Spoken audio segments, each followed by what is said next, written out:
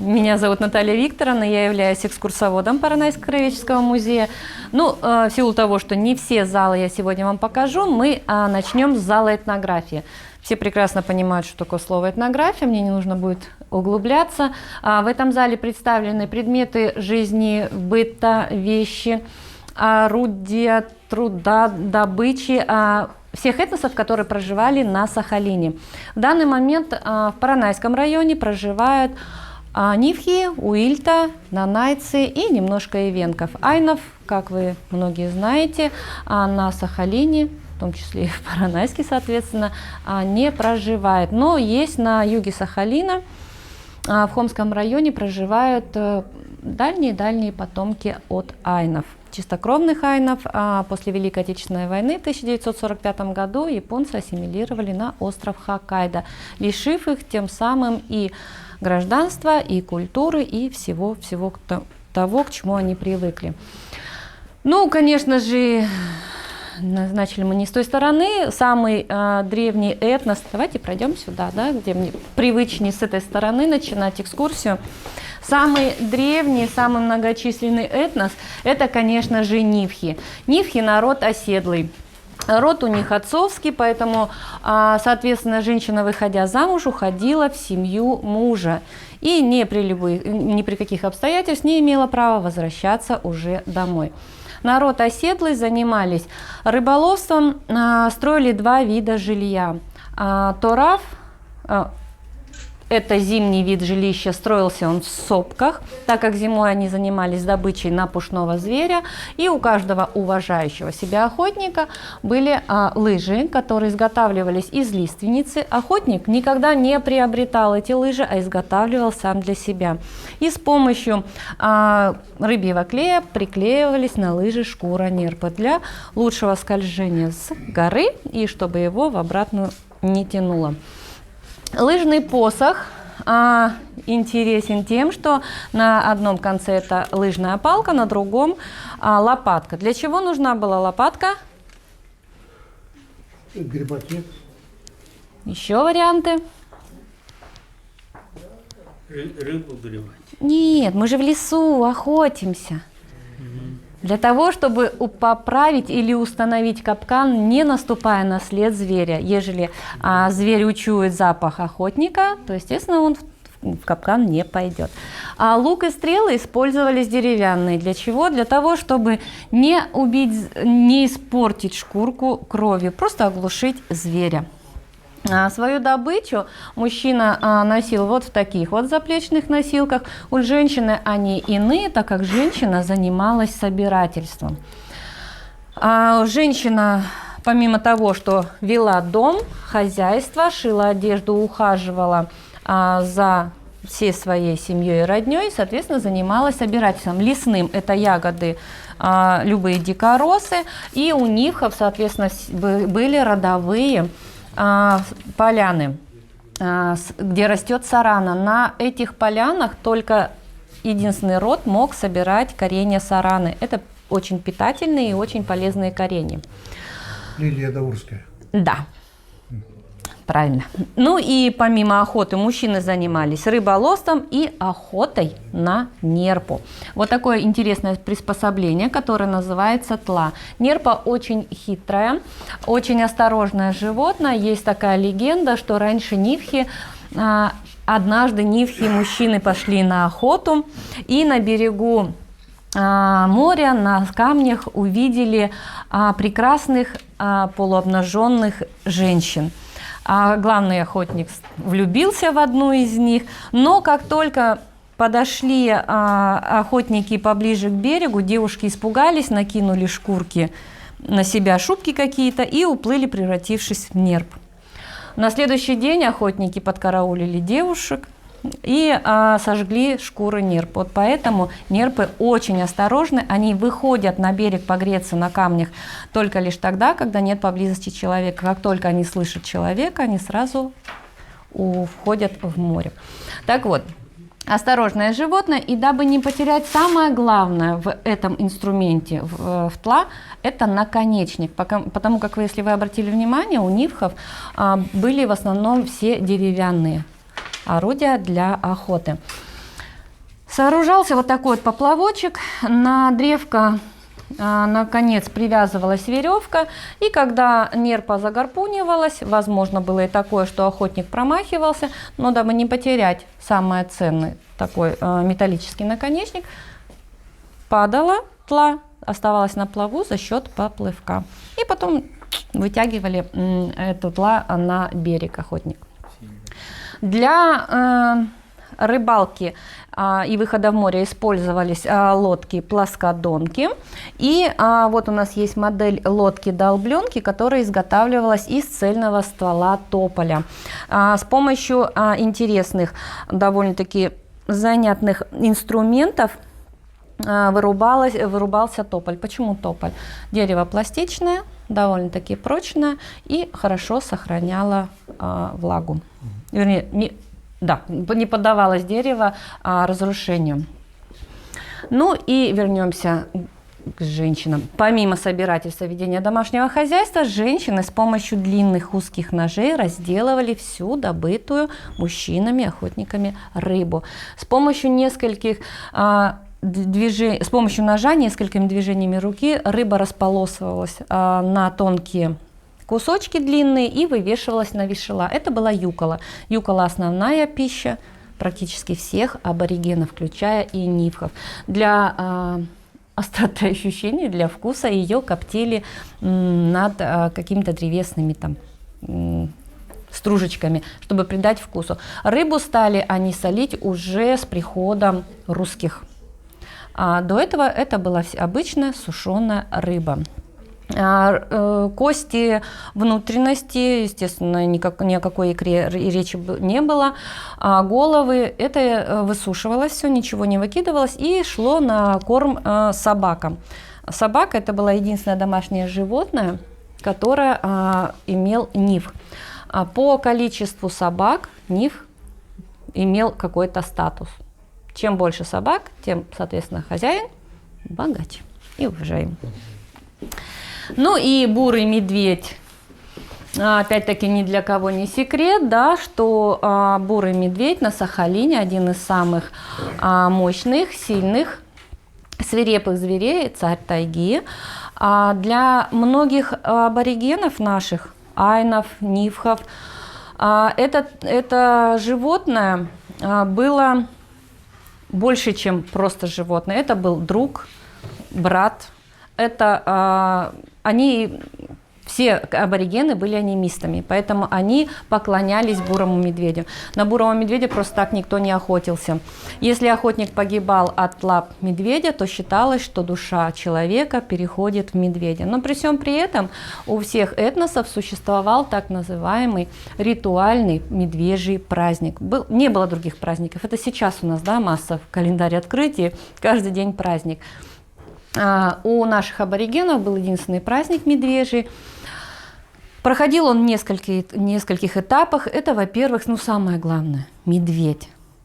Медведя выращивали 3-4 года. Самца выращивали 3 года, самочку 4. Число 7 у нивхов было сакральное.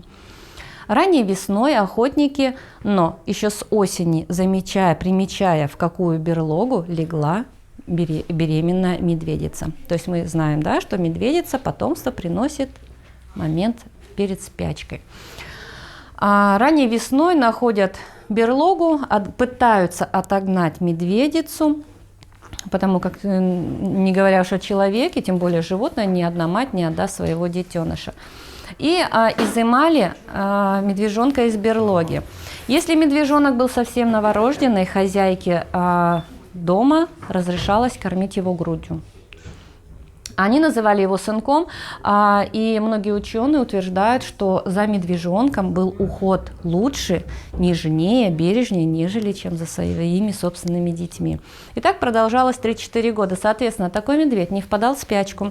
Летом его водили к реке, чтобы он поел рыбу, в лес, чтобы он поел всего необходимого. Зимой, естественно, он в спячку не уходил. Сначала маленького медвежоночка, пока позволено было возрастом и ростом, держали в жилище, потом изготавливали вот такие деревянные клети, и медведь проживал остаток жизни там. Зимой его выводили также погулять, он резвился вместе с людьми. Ну, соответственно, да, все мы понимаем, чем медведь старше, тем он агрессивнее, природа берет свое.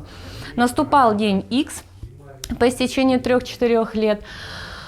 Медведя ранним утром наряжали, украшали его голову, ну, примерно вот такими вот украшениями, как для вожака собачьей стаи. Хозяин дома угощал его вином, наливал вино домашнему духу, благодарил медведя за то, что он прожил с ними какое-то время. И потом его выводили на улицу. Медведя водили по селению, и считалось, в чью сторону чего жилища медведь дернется, значит, именно в этом жилище и будет наибольшее благословение. С медведем прощались, обводили его по всему селению, потом его треножили, то есть одна лапа оставалась свободной, и юные мальчишки, дабы доказать, что я настоящий мужчина, охотник, должны были запрыгнуть ему на холку и подергать за 2 уха. Но медведь-то треноженный, то есть оплеуха иногда доставалась нерасторопливому юному охотнику. Ну, апофеоз праздника – это, конечно же, ритуальное убийство медведя. Медведя убивали одной единственной стрелой прямо в сердце. Не дозволено было случиться такому, что медведь должен был мучиться. Потом весь процесс рассказывать. Обезглавливали его, шкуру снимали, мясо поели. Так, ну посмотрите, картины можно рисовать, картины можно вышивать, да, картины можно лепить, клеить, все что угодно. Наш Минато Сергей Федорович делает картины из рыбьей кожи. Из разных сортов рыбы, видов рыб.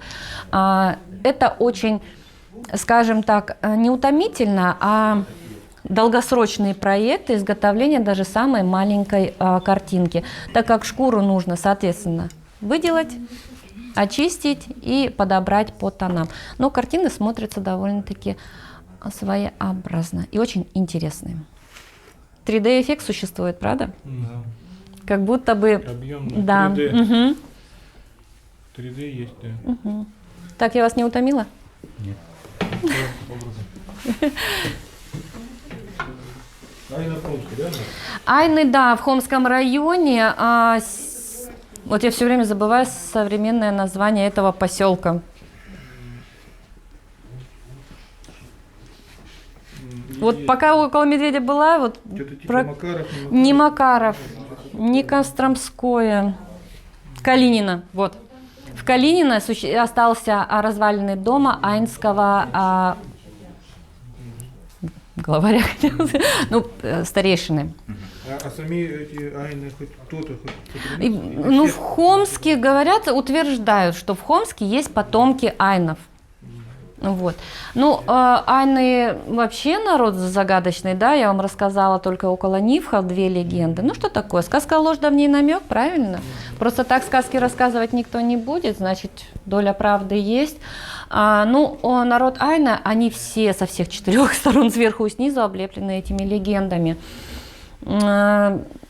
Очень много споров, откуда они, чего и зачем.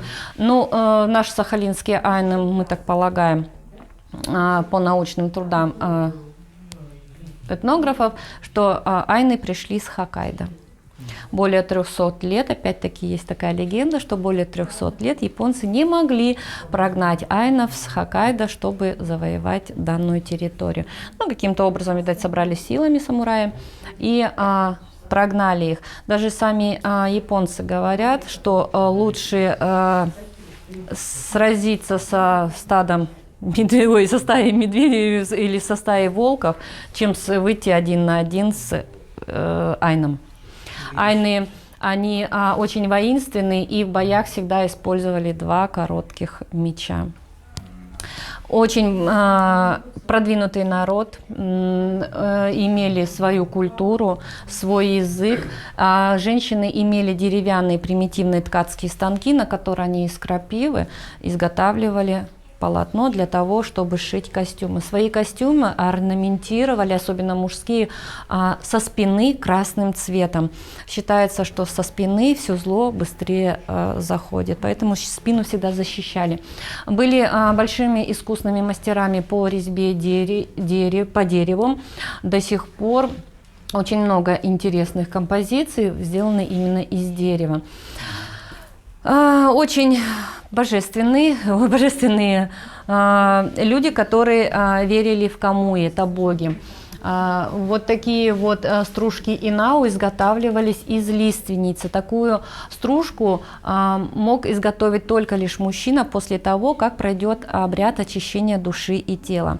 Если Айн чего-то пугался или не понимал, он брал такую стружечку, поджигал, молился Камуи, и все успокаивалось. Ну, судя по всему, после того, как покурит опиум, наверное, скорее всего, потому что у нас большая коллекция именно айнских опиумных трубок и табачных. Интересные инструменты. Ну, так как они были набожны, у каждого айна мужчины были икуниси. Икуниси – это ритуальная палочка. Она орнаментирована, очень достаточно искусно и красиво. Для чего икуниси? Если вы обратите внимание на фотографии, ну вот здесь вот повыше видно, как выглядели айны. Это круглолицые, светлокожие, у них большие крупные глаза, большие надбровные дуги, широкий нос, но при всем этом они похожи на русского мужика, бородатого и усатого. Но они были чуть ниже ростом и коренастые.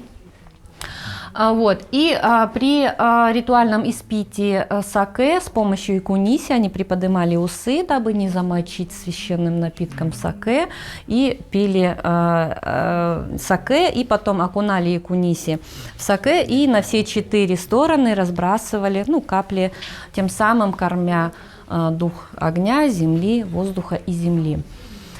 Интересный музыкальный инструмент в виде человеческого тела, да, если посмотреть, голова, руки и... Ау?